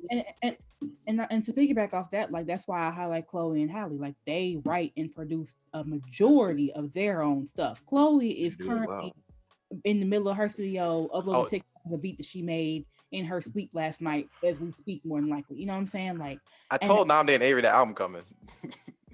It's coming. That solo album coming. Or EP or something while Haley is, you know what I'm saying, being a mermaid. I don't blame her. You know what I'm saying? Like, do it. Like that's the type of talent I want. I want in the next 5 years to see them produce for other artists. I agree. Get their flowers in terms of songwriting and everything they do. If they do go the experimental route, I want it to be women-led, women-focused. Like, this is not a knock at male producers or male songwriters, because writers like Jonte Austin, Brian Michael Cox have written the most beautiful, David Foster has produced the most beautiful songs and ballads for women. But I know women can do representation. Yeah. Mm-hmm. Yep. I agree. I definitely agree with you all. And I have points I want to contribute, but I want us to also keep on going so I don't keep y'all for 2 hours.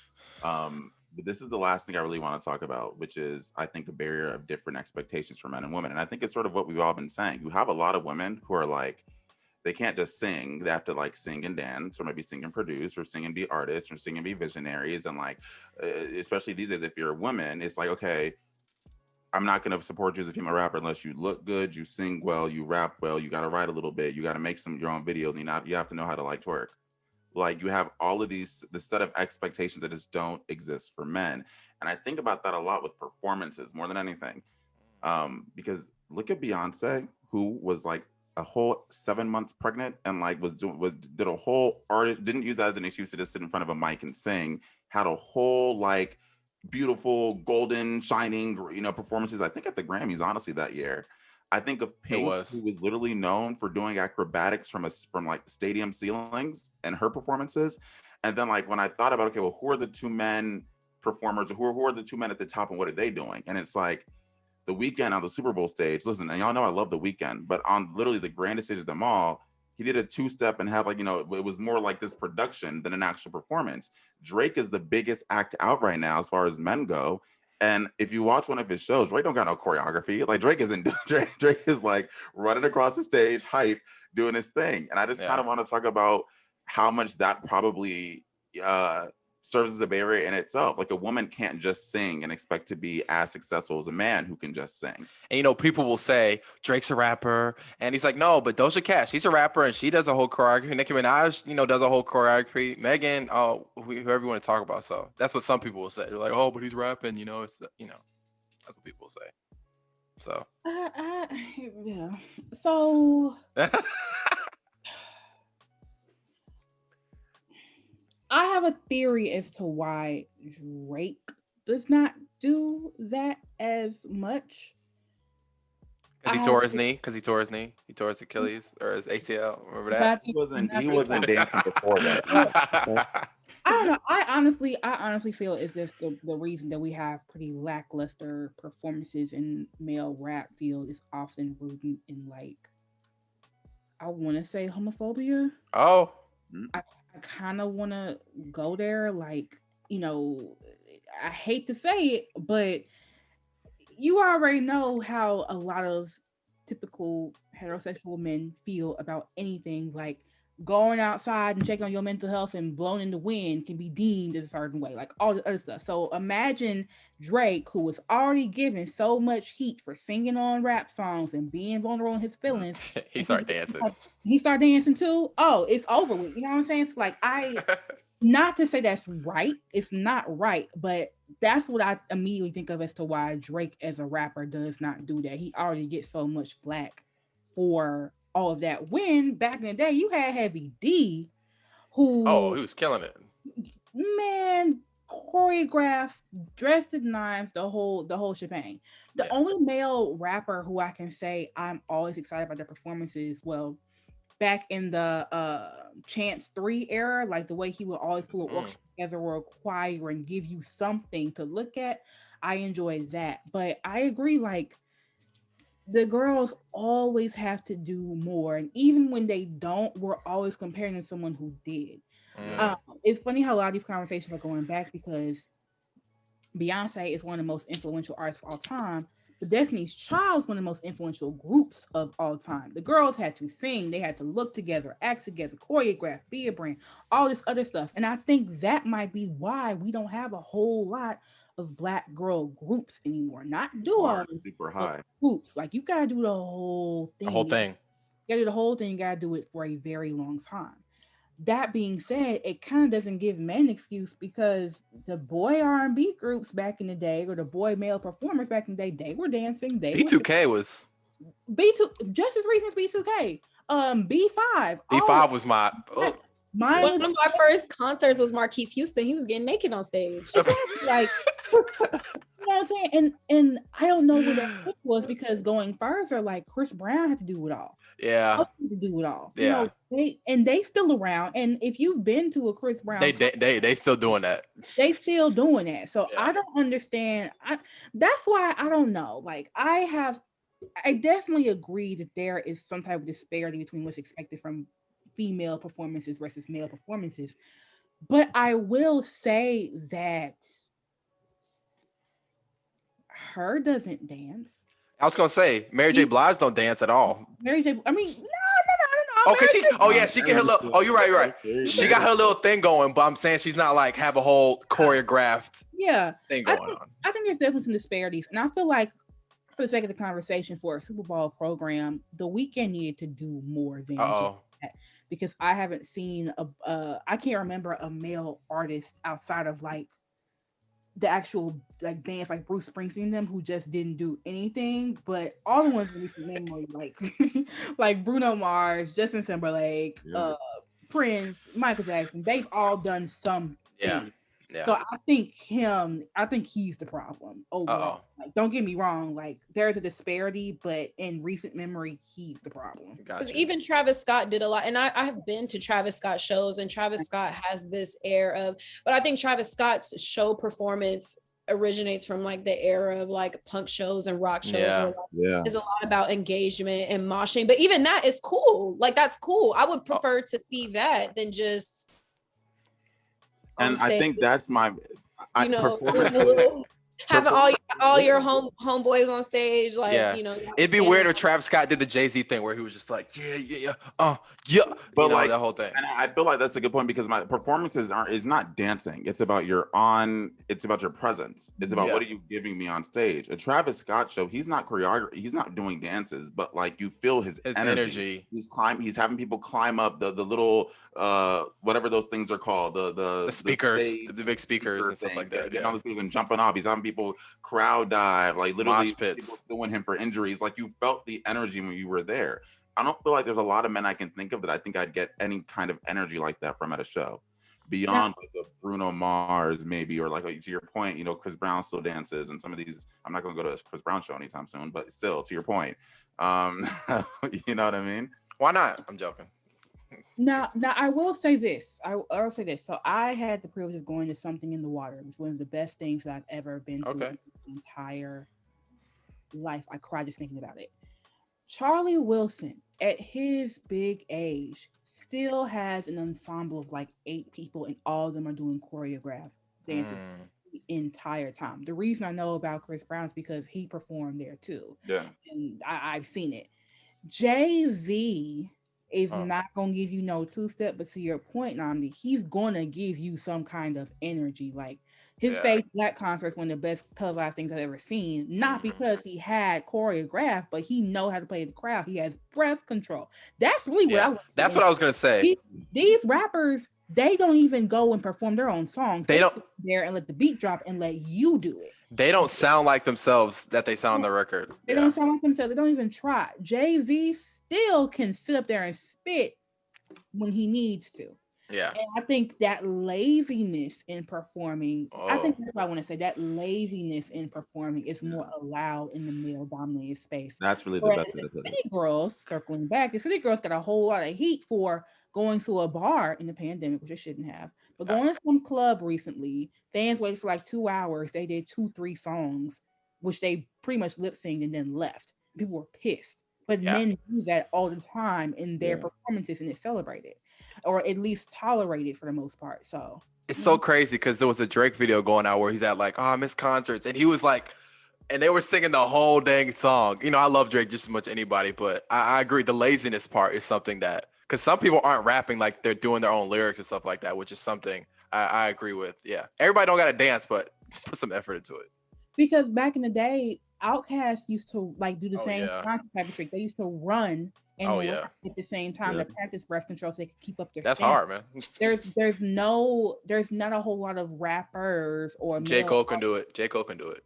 Who outside of him who are taking true performance-based practice and techniques and applying it to their music. Because in the era of the DJ or the backup or the posse where they're gonna do it for you regardless if you mess up a word or not, they don't feel like they have to. Whereas, you know, the first time I saw Megan Thee Stallion, it was just her. She did not have no background. I saw her in Silver Spring, Maryland. But she still got up there and gave us something. Sweetie gave us something. Like Light Skin Keisha gave us whole choreo. Light Skin Keisha, you mean to tell me the Weeknd couldn't do anything? Are we for real? I got you. Yeah. I feel that. That's a good point. Points were made. And I think this all goes to show, like, I'm not gonna say that there haven't been men, because like we know men that are actually giving performances, choreo and stuff, but women, they just work harder in general. Like, whether it is that that is the expectation that they need to go harder in order to get that recognition. But I think like the passion and like the work is there. Men are lazy. A lot of R&B men can really just use their looks and their body to get away with like their performances and stuff like that as well. So all you got to do is stand on the stage. The girls are gonna scream at you. They got it. But yeah. But like, and then also I think it goes back to like the type of music that they make. Like, I don't think Drake, I mean, obviously we know Drake has turn up songs and stuff like that, but it doesn't warrant like the kind of performances that we would expect. But I think like Travis Scott, he should have something that's exciting, like have some people flying around or something. Make it something for us to look at. Like, I don't know. But yeah, it was very disappointed with the Weeknd because he has that music that we can get some choreo to, some kind of big performance.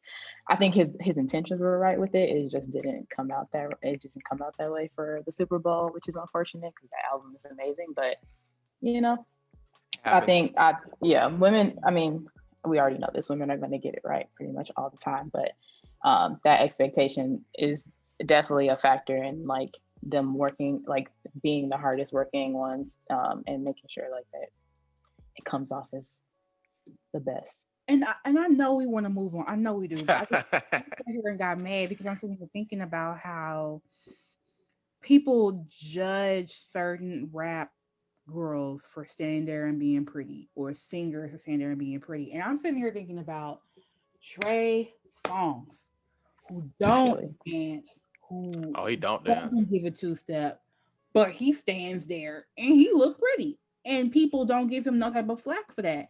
I've been to a Trey Songz concert like 7-8 years ago. Wait, he don't do that dance thing where they bring a girl up on the stage, put in the chair. He don't do none of that. He barely. No. I don't think he did that no more. Like, I'm not gonna say on the recording what he did, but we can talk about it offline and just know, like, if he can get away with that in front of me, who was a crisp like 15, 16, I don't want to hear a thing. Yeah. He literally performed at the Taste of Chicago like a few years ago, and I think this was back when like what album was that? The black and white with his shirt off. I think when that album dropped, I was probably like 12, but there was like, you know, he was, I mean, granted it was a family event, but he still was gonna perform them songs, still took his shirt off, literally had a whole picture book of him with his shirt off and stuff like that. And that's all you needed. The girls were screaming, so he had it I a like lot, that you, but I really like that you brought that up, Lex, because it's very true. And I think Trey's songs is like the perfect comparison. Before we get to Project of the Week, I wanted to say this earlier, but I moved on for time, but now I'm just here with it. Is Nicki Minaj wrong for asking for her flowers? And do you think she deserves her flowers? Because that's someone who didn't come up when we talked about influence. And I was shocked at that. Just kind of want to hit it on its head. I said her name. I feel like it's a given. Like, I don't even like Nicki Minaj gets her. Nicki Minaj is the queen. I feel like that's not even like, just like we talked about how she had the throne for a solid 10 years. Like, it's not even a question. Maybe that is a reason that we should have said it, but I feel like that's someone who gets their flowers, deserves them, is beyond talented, is a mogul, all around top 10. We love you, Nicki. Yeah. It's like one of those. I agree. It's a given. Like, we would not have Nicki Minaj had it not been for like the little Kims of the world, but we already know we would not have the Megans, these two girls, Flo Millies had not been for Nicki. And I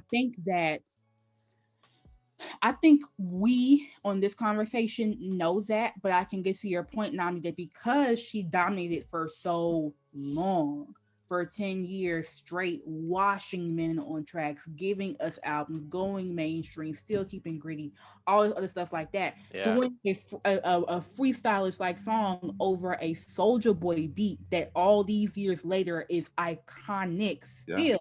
Yeah. I can see where people like just, especially like the younger people who are like 15, 16, just give her a given, like, oh, well, she ain't do nothing, but they weren't there when when the rap scene didn't have anybody. Like, and I think that's the other thing too, like, between, I don't know. She's Drake level at this point. Yeah, between Lauryn Hill and Nicki. Now, don't get me wrong, there was Eve and there were the others, but at that level of a acceptance, we didn't have nobody. Mm-hmm. Well, some of these kids were just being born back when Nicki was still. Or Left Eye, maybe. Left Eye, yeah. But we know, and it goes without saying that, of course, it's Nicki. That's one of those things, like, we named Lil' Kim. Like, of course it's Kim. Exactly, because that's just on period. Yeah, that's just a given. Yeah. It's a given. Okay. I think she's right for advocating for herself in terms of fairness when it comes to the music industry and like the Grammys and stuff. But I think that we as a whole give her props. Exactly. I think she's Drake level at this point in terms of like popularity and like whatever level you want to say. I think it's more the industry is like. Yeah. You know, I had to bring her up because one thing about Nicki Minaj, and I'll get off the boat, we can move on later, but one thing about her is Nicki Minaj has advocated for a lot of changes behind the scenes that you don't even know are linked to Nicki Minaj. The reason right now on Billboard charts, they count YouTube streams and all these, and Spotify and Apple Music play such a large part is because Nicki Minaj called that out. The reason why now the Billboard charts bundles don't go towards her sales anymore because everyone got made fun of her when because the Travis Scott Nicki thing didn't debut at number one because Travis Scott had his bundles for his tickets. That doesn't happen anymore because Nicki Minaj called that out. So I often say, people say she gatekeeps, and I'm like, honestly, if anything, she probably helps widen the lane to give you a better chance of coming up. And that's talked about. And going back to Taylor Swift, Nicki Minaj is a crisp 38 years old. And people are still begging for another album from her, begging for a feature, begging for another tour. And she is still successful and can continue to be successful for, I would say, another 10 years if she wanted to. Absolutely. It's like, I'm not saying that Taylor Swift's not wrong for saying that, but when I read that quote, it was very clear as day she was not really looking to find successful artists who might not be in her lane that are still doing it past 35. Because we named several of them since then. They were all Black women or women of color. So that's who I think of. Like, you can do it. You got to be good enough. Yeah. Well said. Facts. Look, let me just say. Cackling? Here, look, panicking. Let me just say, I'm so happy we had this 2 hour. I'm sorry I lied to you about it being 1 hour. This 2 hour long conversation, because it's everything I wanted this discussion to be, and I feel like all of you came prepared despite me giving you like no preparation, and like you all just gave takes, and I feel like expanded the conversation in ways that like we just like no, we could just never do. So to wrap up really quick, we do what we call Project of the Weeks. We're gonna make a playlist based off of this. So it's really, it's no rules. It's just what's a project that you've been listening to that you want to shout out? Noah, you can go first. We didn't plan this either. No, we normally have ours written already. Yeah, it's honestly we like to have ours written, but sometimes we come like, oh, I just thought about this. Yeah, I was between two. Honestly, I was between Rhapsody and Che Noir. She's a good rap artist from Buffalo, but I'm gonna go with Rhapsody. The Idea Beautiful. She had an album in 2012 that was really good, that I liked a lot. So yeah, I went with Rhapsody. The Idea Beautiful. Yeah, write it out. Nah, no H, just rap, like how rap spelled. So I was honestly, so I as I was saying it out loud, I realized I didn't have anyone picked, and I'm trying to figure out who I'm gonna pick. And to be honest, the last album I listened to by a female artist, I texted Noah about it because I was kind of mean when we reviewed it, and I was like, "Oh, hey, this actually is pretty good." Oh yeah, you were hating. It's Some Positions by Ariana Grande, and I'm putting it out there because when it came out, I was like, "This is too much like Thinking Next." I'm not really feeling it. Like Position isn't that strong of a lead single, and I re-listened to it like the other day just for kicks because we listen to music all the time on this podcast, and I was like, She kind of did her thing on this one. I was kind of tweaking that first day, so I'm gonna say that. I also listen to The Gift by Beyonce, but that's like a go-to all the time. So I don't really, that never got off rotation. So our guest, who have you been listening to? Shout out an album. I'm going to shout out two, since y'all had two. My friend Stem Lines. Her newest project EP is called You Are Here. The letter U. It's Stem Lines is one word. You are just the letter R and here. You got it almost. There we go. And I also mentioned BK the Ruler, but I want to shout out her project, Love Santana. I'll write that one down later. Go ahead. I got you. Don't worry. I'm gonna send it. Don't worry. Yeah. Lena, who you listening to? Am I next? Okay, so I had a couple. I've been mostly listening to a lot of playlists this week, but two I already mentioned earlier, Cleo Soul. It came out last year, her project, Butterfly, or no. Well, I'm blanking on the title, but it's called Rose in the Dark, right? Yes, Rose in the Dark. Yep. Amazing, very timely project for me last year, so that was definitely like my favorite project. And then most recently, what just dropped, Joyce Rice, her Overgrown album is really good. So I've been listening to that on repeat for like the past couple of days. Oh, Lex, who you listening to? Y'all about to hate me because I have not been listening to much just current, and it sucks like for the Lex mix too because I try to do like recent music, and I'm gonna have to get into Joyce Rice, but I have a rule that if I wouldn't listen to it twice, I'm not gonna tell no one to listen to it once. So it's been difficult for me to find music I listened to twice as of recently, and I really think that it's because of two particular groups that have not dropped yet that everyone's waiting on. Anywho, I've been listening to Destiny Fulfilled. Oh, okay. Take me back to 2004. Come on. Yeah, throwbacks. Like Destiny Fulfilled. I mean, my God, today, like what a project, what an exit, like what a bow. Was that 2004? That was I will never forget watching Lose My Breath video for the first time on 106 in Park, and it was 2004. I remember that. Wow, 2004. We are old people. That video was ahead of it. I was like, it's 3 Beyoncés in there. That was a lot for me. November 10th, 2004, the last Destiny's Child album. Wow. And I can't find anything like it since. You just can't do it. They need to do a little greatest hits album just to release for the just greatest hits album just because I don't know. This playlist is about to be so good. Like I can't wait to put this one together. It's gonna be good. But okay, it's been 2 hours, so I think I have to go ahead and call it. Thank you all so much for coming on our podcast this week. This may be like our best discussion this year so far. I'll say that. Like, that's fine. Oh, hold up.